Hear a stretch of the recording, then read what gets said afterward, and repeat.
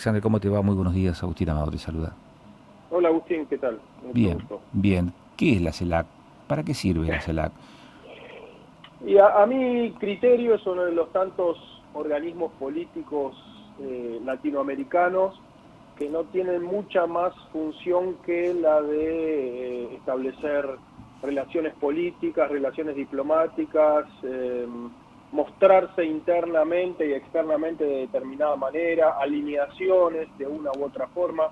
La historia muestra no solo en nuestro continente, sino en Europa y en Asia, que la verdad es que lo único que realmente hace que los países terminen en algunas cuestiones de política común son los tratados de libre comercio. Y justamente ninguno de los países que impulsa eso, mucho menos Argentina, de la Argentina de Alberto Fernández y Cristina Fernández de Kirchner, tiene esa prioridad. Por lo tanto, terminan siendo reuniones donde, vos fíjate que lo que más se charló en esta reunión o lo que más relevancia tuvo fue esto que vos mencionabas, bueno, la visita de Lula como presidente, sus recientes los recientes inconvenientes y situaciones por las que pasó Brasil de desestabilización y la estatura política del presidente que trata de reposicionarse cuando está muy débil en Argentina y trata de posicionarse en un contexto electoral diferente. Me parece que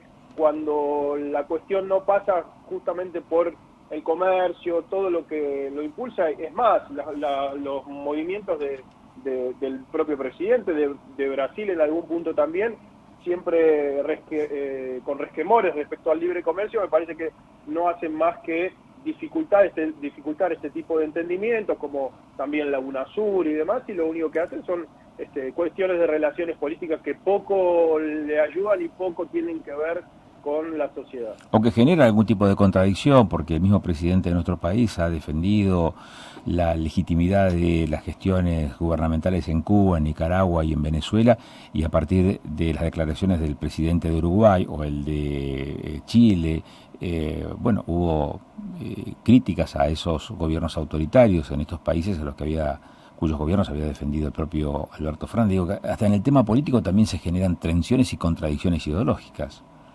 Sí, la verdad es que sí, y que justamente Luis Lacalle Pou lo que ha señalado es esto, ¿no? Bueno, estamos, ni siquiera en lo político nos podemos entender cuando dice que claramente aquí hay países que no respetan los derechos humanos, las instituciones, la república, la democracia.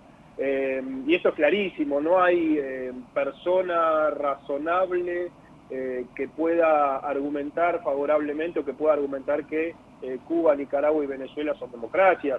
Me parece que esto es una verdad de perogrullo, con lo cual ni siquiera en ese entendimiento político, que es para lo único que a mi criterio sirven este tipo de comunidades, este tipo de reuniones, cumple el objetivo. Me parece que es importante el señalamiento del presidente uruguayo, pero también es importante el del presidente chileno, ¿no? Desde otra posición ideológica donde mantiene y sostiene una postura que no debería tener vaivenes y que si buscamos, y somos sinceros, si buscamos en los archivos como tantas otras cosas que se le pueden encontrar al presidente argentino, se ha pronunciado de maneras contrarias a estas en otras oportunidades y lo ha dicho con claridad, como lo ha dicho de tantos otros temas, sobre todo cuando hablaba de su actual vicepresidenta, ¿no?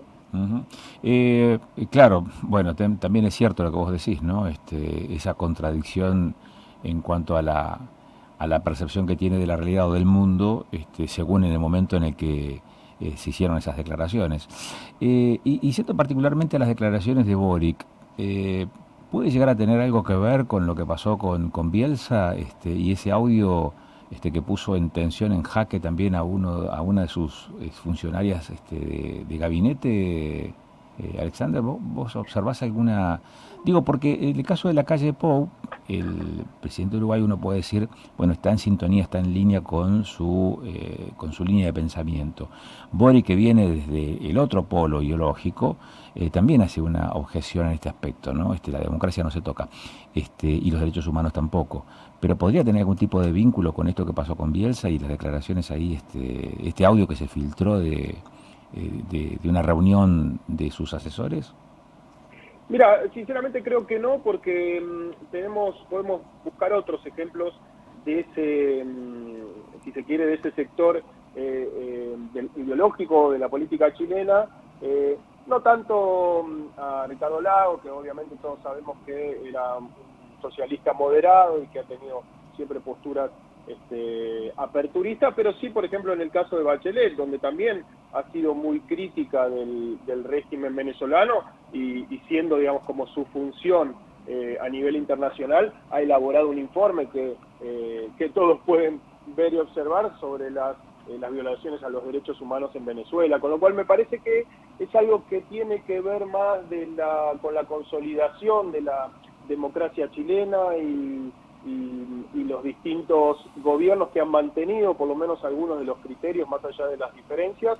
Me parece que tiene que ver más con eso, y lo otro pasa más por algo a lo que Bielsa no es la primera vez que nos tiene, de alguna forma nos tiene acostumbrados, porque esas intervenciones desafortunadas en política externa, en política interna de los países a los que él es enviado ya ha pasado, ¿no? Me parece que allí no hay una conexión, sino más bien es una postura congruente, que es lo que debería uno sostener en el tiempo y que lamentablemente Argentina no hace, y hasta te diría que Brasil no hace. O sea, por lo menos en cuanto a sus líderes, yo creo que Lula ha tenido muchos logros en su presidencia a nivel social, político y económico. Me parece que siempre sus flaquezas pasan por esto de lo internacional, ¿no? Sus relaciones internacionales tienen más que ver quizás con su origen ideológico y no así tanto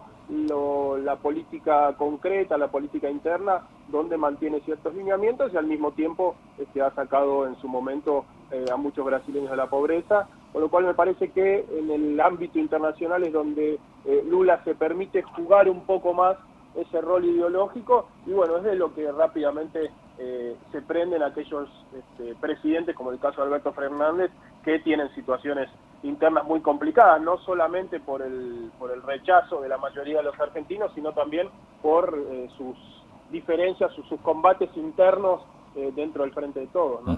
Alexander, gracias por estos minutos, como siempre, muy amable. Muchas gracias a vos.